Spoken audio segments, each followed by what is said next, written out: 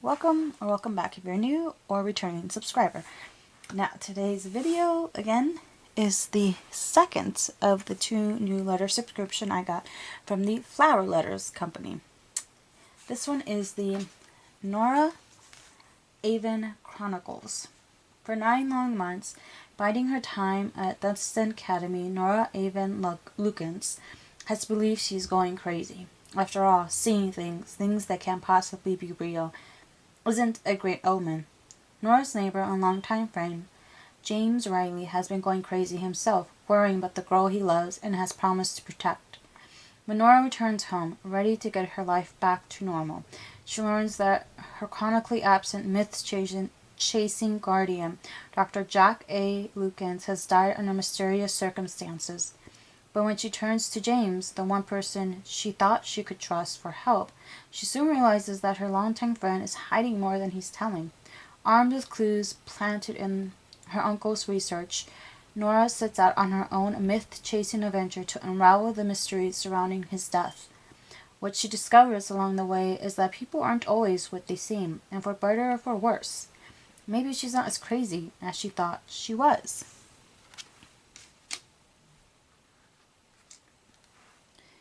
Here is the legend of the Kabuthayans. Long ago, at the beginning of time, a particular race ruled the earth. They found favor in the eyes of the gods and received great gifts of knowledge and power at their hands.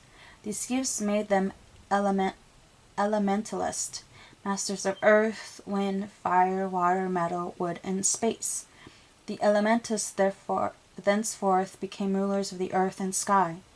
With this power came corruption, and the elementalists soon forgot their patron gods. Instead, they turned to worshipping themselves in the dark realm. This angered the gods, and in their wrath they vowed to bring an icy end to their prideful race. Rumors of the looming destruction were heralded throughout the land, and a final invitation was issued to the elementalists to renounce their fallen ways. Yet only a few heard and heeded. Among them was a man named Kapogoth. Being a wise but humble servant of the gods, he believed the warnings and led all who would listen deep in the bowels of the earth to wait out the approaching storm. When the day of the warning was come, and the wrath of the gods rained down, the race of the elementals was wiped away. In their place came the dawning of a violent and frigid ice age. But it is still said, by those of us who know, that Kapogoth's posterity still lives beneath their feet, waiting to rise and rule the earth and sky once more. Here what it looks like. And we start the letter. Chronicle 1, Memory Lapse. Perhaps I should begin by introducing myself. My name is Norah Aven Lukens. I know Aven is a strange name, but Uncle Jack's mother, Aven Lukens, was Icelandic, and the mountain Avens is Iceland's national flower. So there you go. Uncle Jack said he gave me the name not only to honor his mother, but to help me remember. When I asked him about what he wanted me to remember, all he said was that there would come a time in my life where I would want to know who I am. When that time came, I should go back to the beginning where it all began. I always wondered what he meant by that. Now I know. I was raised by my Uncle Jack from the time I was a baby. He's not really my uncle, more on that later, but he is the leading archaeologist at Harvard University. They call him the myth chaser because, well, he chases myths. Very original, I know, but it does have a sort of immortalizing ring to it, doesn't it? I'm proud of him, always have been. I've included his most famous myth with this letter in case you want to see his work for yourself. He discovered the legend of the Kabogothians in the 70s, before I was born. He found it carved into the cave walls on his granddad Agasaidi farm in Iceland. All you need to know is the caves are important. Don't forget about the caves. If only someone had told me sooner. It makes the most sense to start this chronicle on the day I left boarding school. It's not where the story begins, of course, but you understand soon enough why I began there. I was heading back to Boston, and believe me, I was more excited than your average 17-year-old to be finished with high school. Dunstan Academy isn't your regular prep boarding school. See, Dunstan is a special school for special kids, which is just a nice way of saying kids with some serious issues. How I ended up there in the first place isn't important right now. Let's just say I've been seeing things for a while. Things I wasn't supposed to be seeing. Things that shouldn't be real. Couldn't be real. Not in the real world I was familiar with. Yet, that didn't stop me from seeing them. The first thing I remember from that day is waking up on a public transit bus, of all places, to the driver announcing Belmont Center as our next stop. I don't think I need to tell you I was feeling pretty freaked out. My panic all came down to one very important fact. I couldn't remember how I got there. Ever experienced that before? Well, yeah, it's not a great feeling. Thankfully, I was already under the impression I was a little crazy, so yeah, there was that comfort. Anyway, when I stepped off the bus, I should have known something was wrong by the looks that the driver gave me. By the fact that he asked me with genuine concern if I'll be alright. I was too distracted by Uncle Jack's text messages. By Uncle Jack's text message. Well, I only just seen, letting me know at the last minute that James Riley was going to pick me up from the bus stop. Do you have any anxiety at all? If you do, you'll know how awful it feels when you don't have time to prepare for something you know will be excruciatingly awkward. I know. Why was it such a big deal? Nor? He's just a guy. But the fact is, James Riley wasn't and never had been just a guy's. Not to me, anyway. To me, he always been the guy. So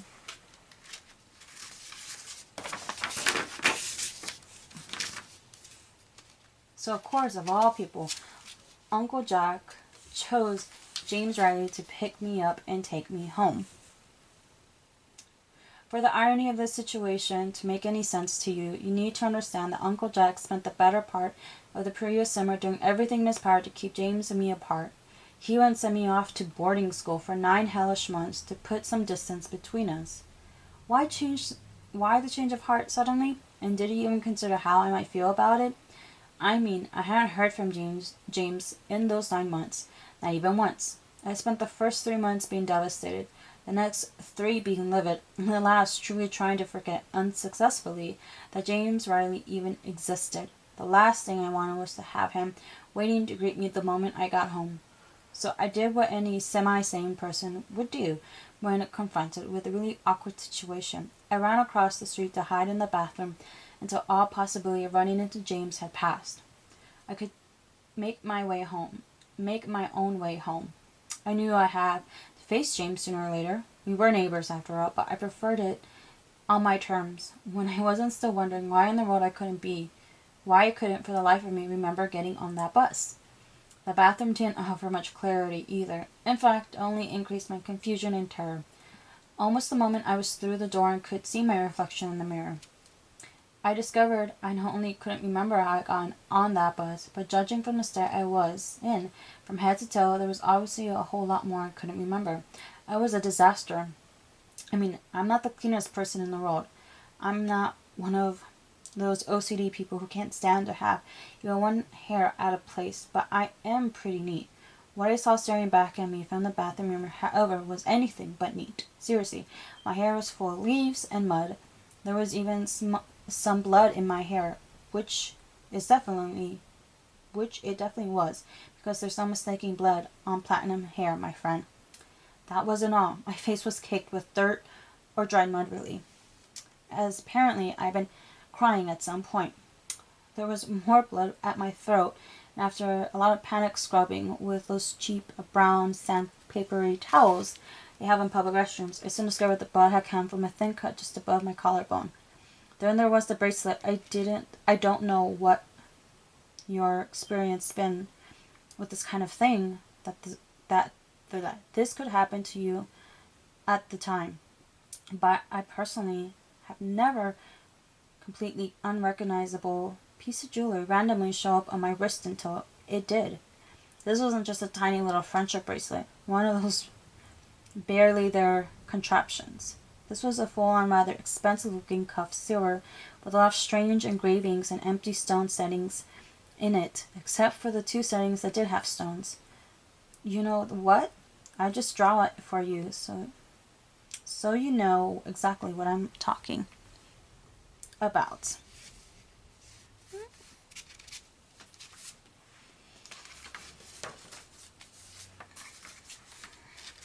Water break. Anyway, I'm standing in the bathroom, freaking out about my face and trying to fix my hair when an episode starts to hit me. They always come the same way. First my vision starts to go, then the dizziness comes. The next thing I know, I'm seeing something, seeing impossible.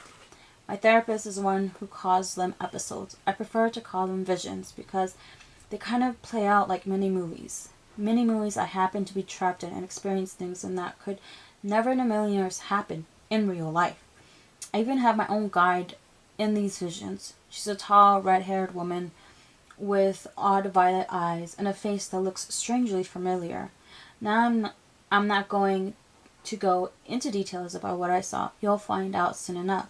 But to make a long story short, I wake up shaking on the disgusted bathroom floor with my hands full of mud, a wad of sopping, soapy paper towels. Visions have caused me to collapse in weirder places.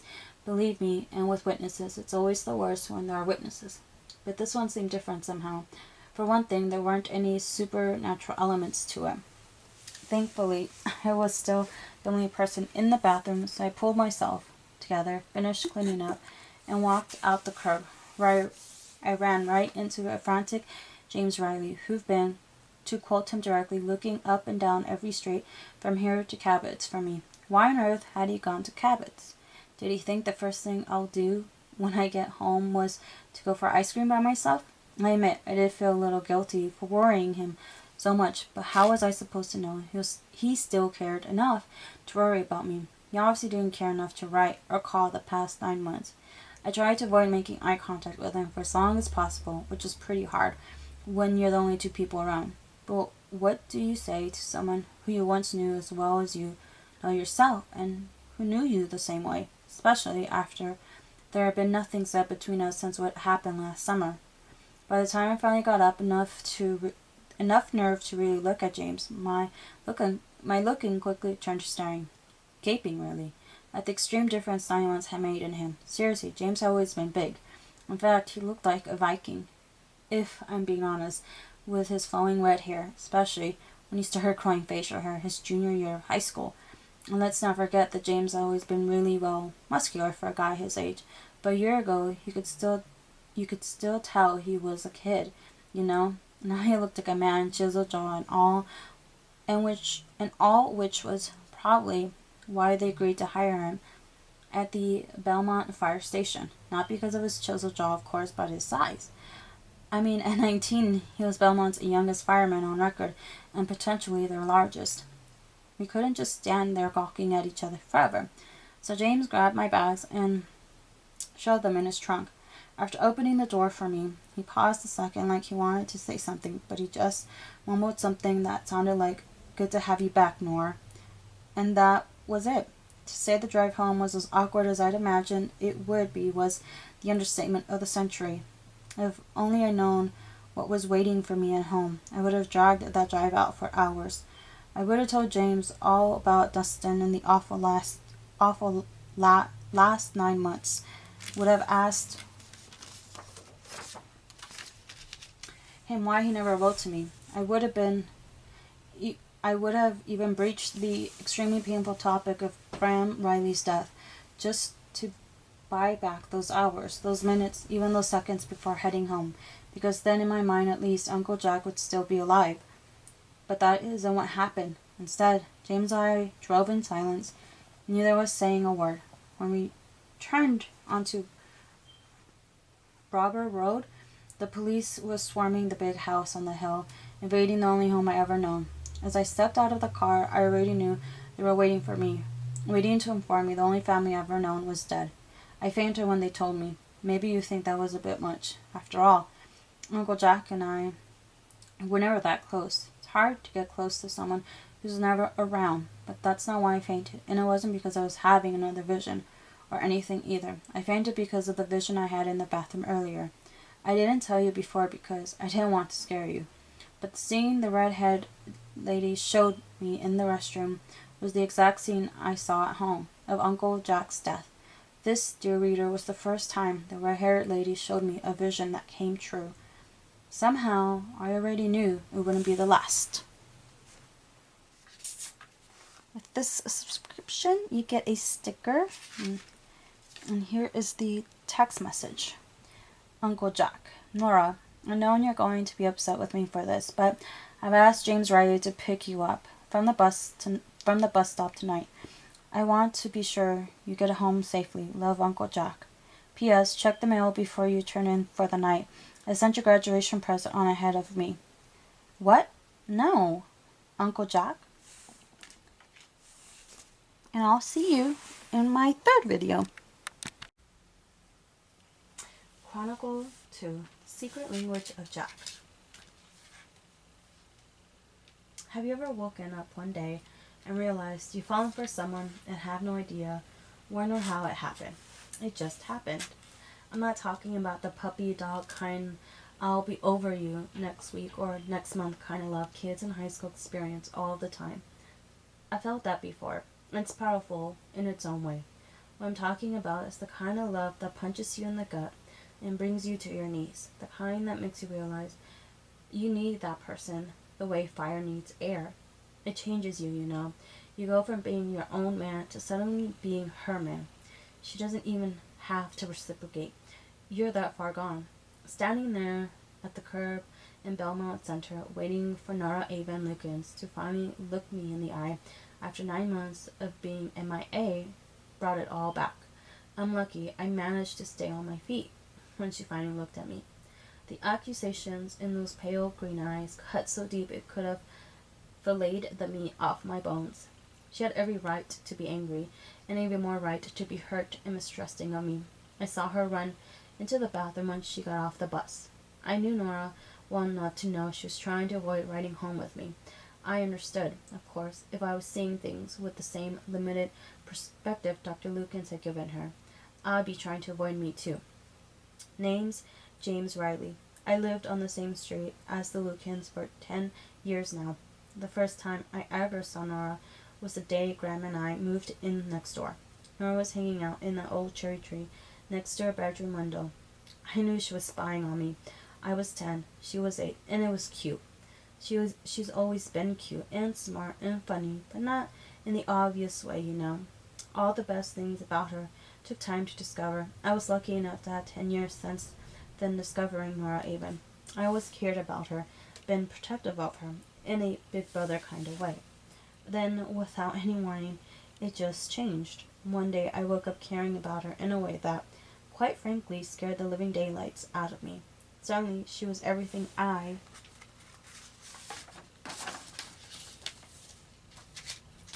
never knew I needed in life.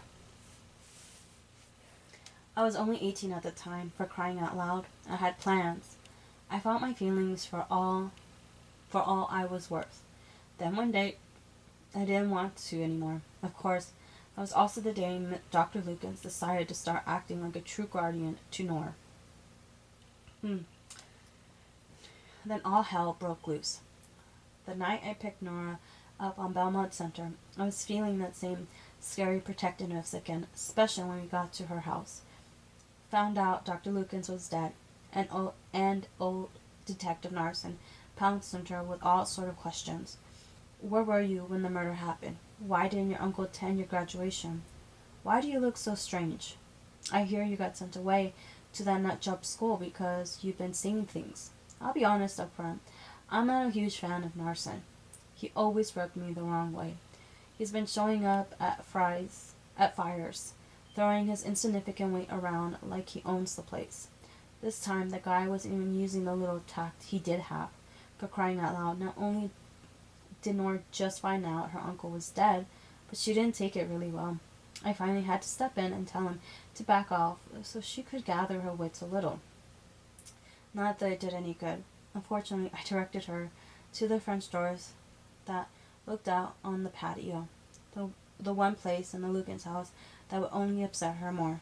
I was kicking myself the moment she looked out into the back porch and saw the blackened mess that used to be her old cherry tree and the treehouse platform Dr. Lukens built for her one summer. All I could think was, Stellar move, James. In my defense, how was I supposed to know the doc wouldn't have it cleaned up by now? When she asked what happened, I wanted to tell her the truth. I really did. But I couldn't, not only because I promised her uncle I never would, but because what happened to it was the event that changed everything between us last summer. To tell her the truth would bring on a lot more questions.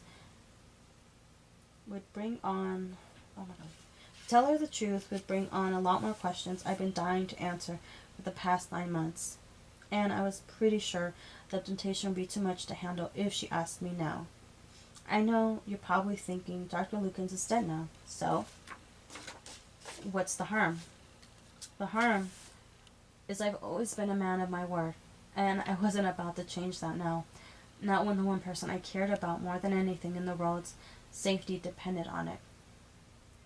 The answer to those questions would drag her into a situation way more confusing and dangerous than the one she found herself in now. So I told her the tree caught fire the night before she left for Dunstan. I told her it had burned all night, and while she was unconscious with her very first episode, one of her vision thingies was part of the truth at least. I hoped she wouldn't remember the rest of that night, so I wouldn't have to lie to her. One of my greatest ambitions in life is to never lie to Nora. Thankfully, before she could ask any more questions, Narson interrupted our conversation. This time, he asked her to follow him. I don't know if Nora realized what she was doing when she slid her hand into mine, but boy, it felt good to touch her again. It felt even better to imagine she needed and wanted me around again, even if it was just for moral support. I followed her and Narson to Dr. Lukens' library. Honestly, I would have followed her anywhere, just to keep holding her hand. The library was a disaster. There were more books on the floor than on the built-in shelves that lined the walls. I asked Narson if his people had made the mess. Forensics was all over the place. He glared at me and said they found it this way. After leading Nora into the room where her uncle's body had obviously been found, and seeing her take those slow, deep breaths she always takes when she's on the verge of a panic attack, I told Morrison he better get to the point already. He must have seen the warning signs, too, because he did get to the point, straight to the point. He motioned, and one of his people came forward with a large envelope. Morrison dumped the contents onto Dr. Lukens' desk, and he asked Nora if she had any idea what it was.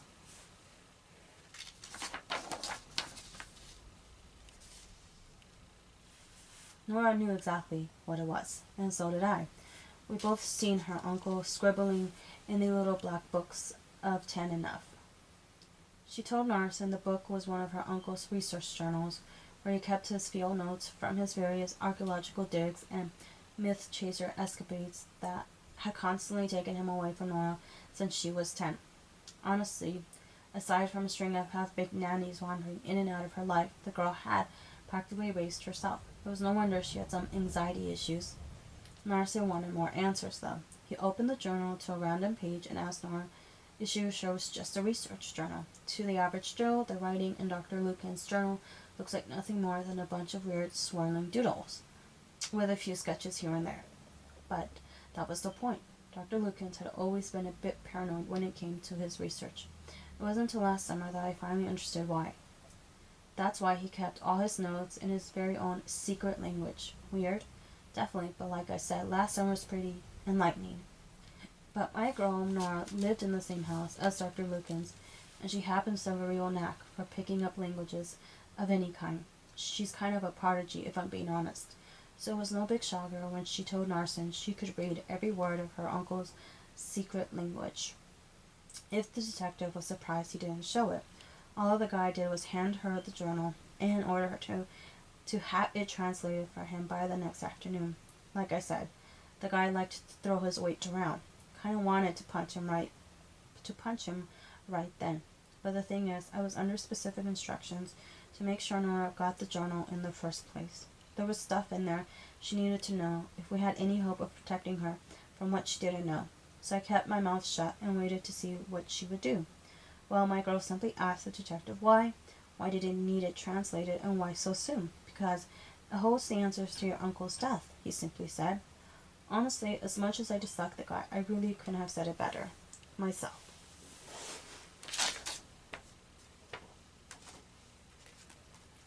Here is a sticker. Here is the secret code.